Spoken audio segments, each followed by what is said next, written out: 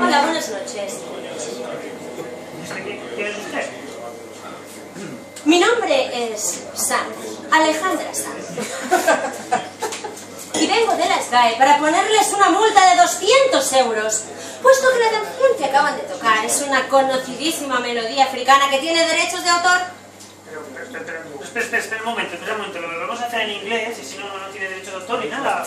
Esto no tiene nada que ver porque el público seguiría sin enterarse de nada, ¿verdad? O sea, queda igual. No. Por favor, si es tan amable de pagarme los 200 euros y así puedo seguir con mi trabajo. No, pero espera, la volvemos a hacer al revés, como para atrás, así, como para que no... Esa técnica que me comenta también está registrada por el mismísimo señor Satanás para transmitir sus mensajes diabólicos. ¿Pero qué pasa? ¿Que todas las canciones, aunque sean así, de cualquier parte tienen derechos de autor?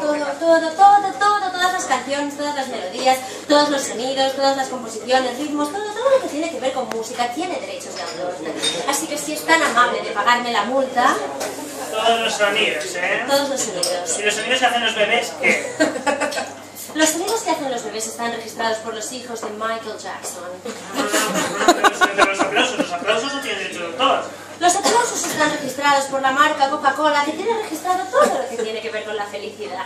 Si no, las 10 y las 11 y la 1... ¡Ay, por favor! Esta frase también tiene derechos de autor, es de Joaquín Sabina.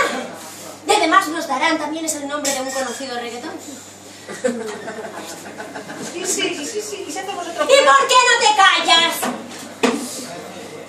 Esta frase también tiene derechos de autor y además son reales. Bueno, ¿por qué no te callas? Lo siento mucho, no volverá a ocurrir. ¡Oh, esto también tiene derechos de autor!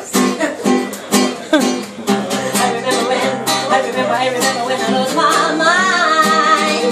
There was something so bad about that place. Even your emotions had an echo in so much pain. And when you're out there, without care, your eyes out of time.